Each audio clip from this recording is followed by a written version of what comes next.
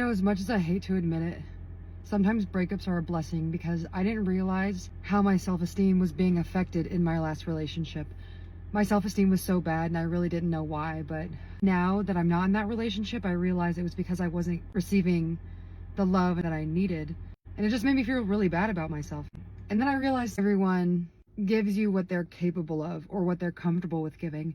And in the end, working on yourself and loving yourself is what is going to matter the most out of any relationship you'll ever be in. So once you find who you are and what you like, you start attracting the right people. You stop settling for less. If you have to minimize yourself or your feelings or settle for less than you deserve, that situation is probably not meant for you. I found myself constantly questioning my partner, like, why aren't you more affectionate? Is there something wrong with me? And it got so bad that I started to think that I was the problem and there was something wrong with me, or I was ugly, or whatever the case was. But not everyone is capable of emotional intimacy. Not everybody is capable of giving you what you need or meeting you where you need to be met in a relationship. But what you can do is realize your worth. And if you are making yourself small to try to make a situation work out, that situation is probably not meant for you. Letting go and moving on can be so difficult, but it can also be such a blessing because not only do you find yourself, but you're also growing and you're realizing your worth and what you deserve. So please don't ever settle for less and never stop growing, because this journey has not been easy for me by any means, but I'm still going. I'm not giving up, and I look forward to what's to come. Looking back, I wanted for it to work out. I did everything I could to try to make that happen. In the first couple weeks of the relationship, everything was great. Everything was fine. But then a lot of red flags came up that I overlooked. For the sake of familiarity, I held on to somebody that I became close to, but it wasn't healthy. So after the very short-lived honeymoon phase, it seemed as if the interest in the relationship on their part in me, died. I would find myself questioning them often, where'd the affection go? And I started picking and prodding at myself and trying to change myself to be accepted. And I was so depressed. I didn't know it was because of the things that I was lacking or begging for in the relationship. Long story short, we got engaged. And before we officially broke up, I got to a point where I was very adamant about trying to set boundaries around emotional intimacy.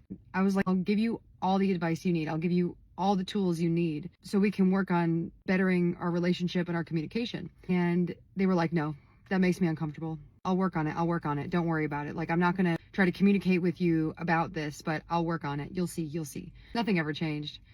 A month before I ended up leaving, they were like, yeah, I don't think I can give you what you need.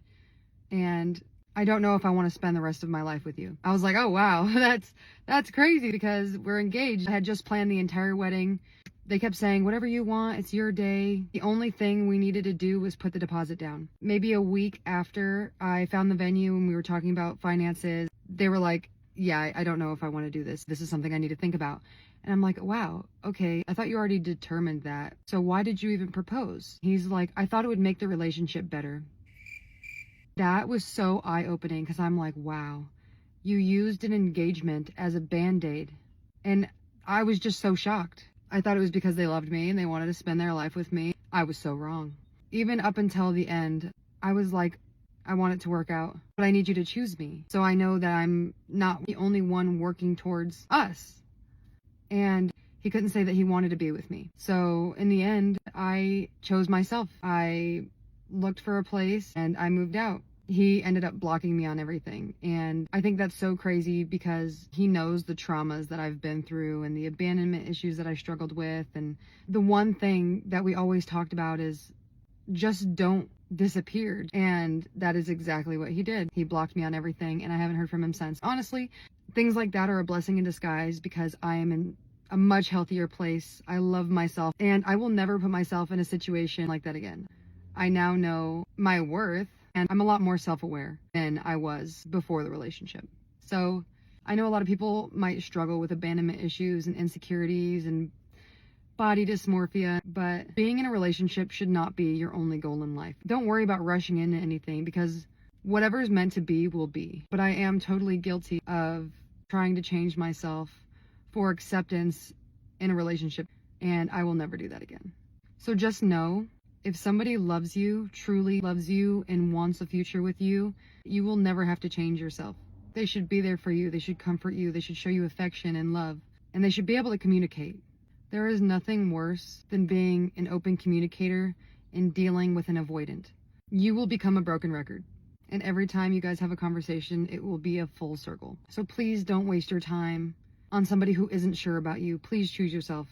If you have to question if they love you or if they find you attractive, or if you even try to have conversations with them, and at the end of the conversation, you're left feeling worse than you did before the conversation, that's a red flag. So just trust your gut, work on yourself, know yourself, and just try to maintain a healthy mindset before getting into a relationship. Because the worst thing you can do is get into a relationship because you're lonely. Just know if you've been in this situation, you're not alone.